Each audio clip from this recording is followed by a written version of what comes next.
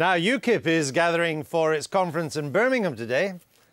Bet most of you didn't know that, but you do now. I did. Not you, Joko. You know everything. What's their biggest achievement, do you think? Coming second in the last elections for the European Parliament, they won 12 seats. They've got 12 seats in Strasbourg or Brussels, depending where it meets. Or is their other big achievement preventing the Conservatives from winning a majority at the last general election? There's a theory that UKIP cost the Tories about 20 seats because the Eurosceptic vote was split. And that's got some people thinking about a ceasefire between the two parties in time for the next election. Our Adam's been investigating. Could Nigel Farage help David Cameron win the next general election? Well, he just might, in places like Hendon. In this part of North London, the Tory MP has a majority over Labour of about 100. But 1,000 people voted for UKIP 2 years ago, so securing those votes could help the Conservatives cling on here.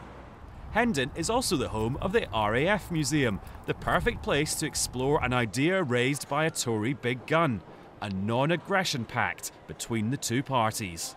I'd like to move to a position where people who vote UKIP and people who vote Conservative at the moment can support the same candidates. Now, precisely what form that takes is obviously going to be decided way above my pay grade. I mean, at one end of the scale are local deals, at the other is a full merger, as happened in Canada, where they'd also had a split of the centre-right with disastrous consequences. In a way, that's kind of secondary. The important thing is to get the policy right, which is trusting the people to have a say on this vital issue. But there are some big factors that might stop that idea getting off the ground, such as, what if UKIP voters don't automatically become Conservative voters? There's evidence to suggest some of them would switch their support to other parties instead, which would do the Tories no favours at all. And then what if tying up with UKIP actually puts off other people and it ends up costing the Conservatives votes? And what if too few people in either party really want to go through with it? The idea of a pact doesn't appeal to UKIP's newest recruit, who was unveiled this week, Lord Stevens. He was kicked out of the Tories in the mid-2000s for writing a letter urging people to vote for UKIP. I think the problem the Conservatives have is that UKIP is now becoming a serious political party. I'm not necessarily sure that UKIP would agree with it. And what would the promise be? An in-out referendum? Well, the Conservatives already agreed to have a referendum on Lisbon, and when they came to power, they tore up that agreement and said that circumstances had changed. So it's unlikely the UKIP battle bus will be dishing out Conservative leaflets anytime soon. More probable is a repeat of the much less exciting situation from the last general election, where UKIP simply didn't run in seats where the Tory candidate thought broadly along the same lines as Mr Farage. Adam Fleming reporting there. We've been joined by the Deputy Leader of UKIP, Paul Nuttall, and by Katie Hopkins. She's the former apprentice contestant who's announced she's going to stand in the next European elections for a new party called the I Want a Referendum Party. It's not clear what their policy is, but it's called I Want a Referendum Party. Welcome to you both. Toby, I want to come to you first. Is UKIP much of a threat to the Tories at the next general election?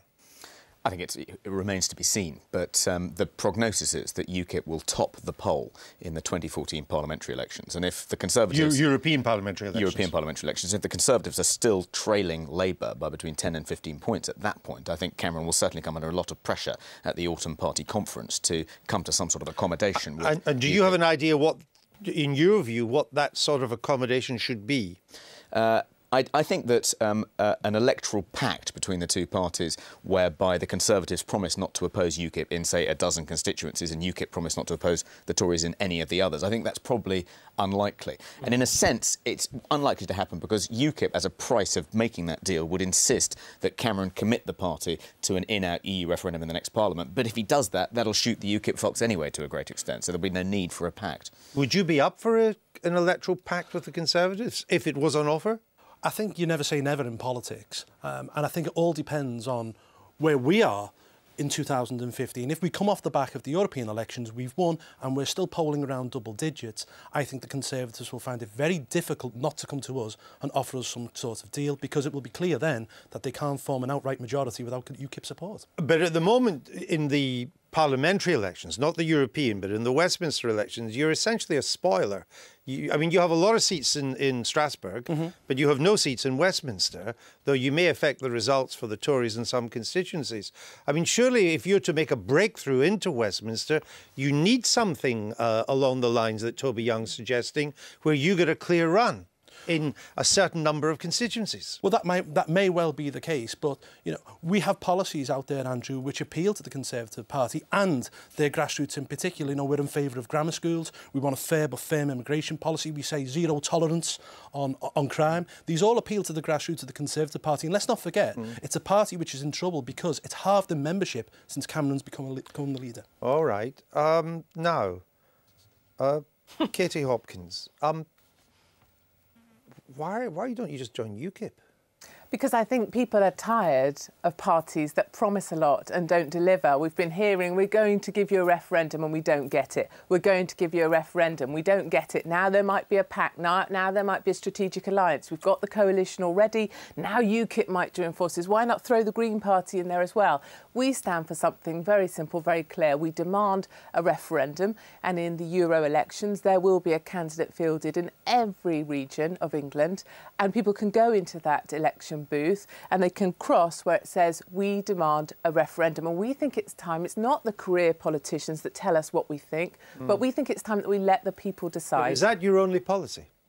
No, it's not our only policy at all. We're fighting on much broader issues as well. Things like traveller sites. We're fighting for small businesses to obtain grant funding. We're fighting on all number of levels. So you like UKIP then? You've got other policies too? We have got other policies too, of course, but what we are, our point is that we are a very clear choice. People have said, 30% in the latest YouGov poll, that they would prefer to have a group of people, a movement that is solely for we demand a referendum, and that's what we're going to provide. Let me bring Toby and then you, Paul. Well, I mean, I completely sympathise with Katie's cause. I'm a Eurosceptic, but because of that, I don't think what you're proposing is a good idea. I mean, I want UKIP to top the poll in 2014 in the European elections, to put as much pressure as possible on our two major parties. If you're fielding candidates against UKIP in these constituencies during the European election, you're going to divide the anti-EU vote. This is a very political party kind of perspective that you've both got, because I see you shaking your head as well. But what I would say is that I'm much more representative of what people are doing on their sofas. Just become Nigel Farage's apprentice. More fun than being Alan Sugar's apprentice. I don't want to be his apprentice. Thank you very much. Katie, this is a bit of, you know, the People's Front of Judea and the Judean People's Front, and I will put it to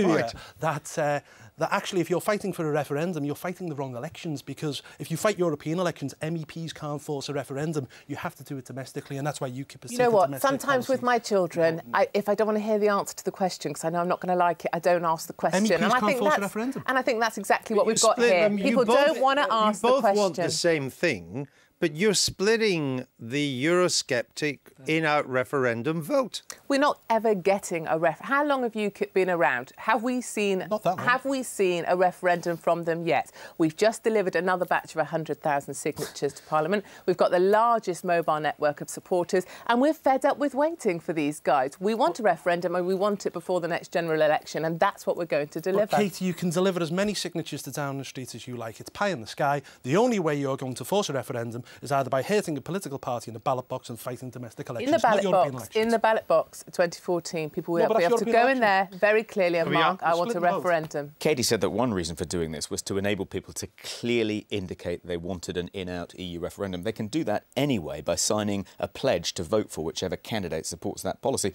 You should support that pledge. That's a great campaign and it has bipartisan support, not throw up a spoiler to UKIP, who we want to win in 2014. Are you worried that this new lot are moving into your space? Vaguely, but we've seen it all before. I think we had 7 anti-EU parties standing in the last European elections. We went on and finished second. It isn't really going to make that much of a difference. When we're campaigning, I don't wish to join UKIP. When we're campaigning in the streets, we have queues of people waiting to sign up. We have queues of people wanting to join it, and we have queues of people, 6 out of 10 people saying we want a referendum. Why didn't you just mount a takeover of UKIP? takeover of UKIP. You just need a double-decker bus full of people. Because they haven't delivered. The bottom line is UKIP have not delivered. They talk a lot, we see them a lot, we hear them a lot, but we don't deliver. Where's the referendum? Where's the referendum that they've delivered to us in the time that they've been around? Well, indeed. And that's why we need a new phase, a new group of people, a new movement to do this. How will you be able to do it more effectively than UKIP? Unlike UKIP, we can have cross-party support. So it's not about what party you belong to. Cross-party, you can come and join this movement. I want a referendum. We demand a referendum, and it's time we let the people decide. It's not about career politicians. It's about the people. What are you going to do about this? Well, to be perfectly honest with you, as I said before, we've seen it all before. We've had splinter groups in the past. We've had spoilers in the European elections. It hasn't really stopped UKIP because our brand is too big. We're polling around double digits at the moment. And all likelihood, we'll go on and we'll win 2014 European elections. Are there going to be many Tories like you, Toby Young, saying that they want UKIP to come head of the polls in the European elections? I think probably not that unusual. If you look at the people who've defected from the Conservative Party since the last general election, quite a few of them have defected to UKIP, and it's precisely on that issue. That's the reason for their defecting. I mean, it depends what the Conservative Party's policy is about the EU going into the European elections in 2014. But if by that point Cameron isn't committed to an out EU referendum, then yes, I'll be voting UKIP. And let's not forget, we have to be very careful with the referendum issue because there has to be checks and balances. Who writes the question? And obviously the money involved. I mean, I was out in Ireland for the last referendum earlier this year, and the Yes campaign outspent the No campaign by 20-fold because the EU was pouring in money. We cannot allow that to happen again because what will happen is a repeat of 1975. All right. Paul Nuttall and Katie Hopkins, thank you for joining us. Thank you.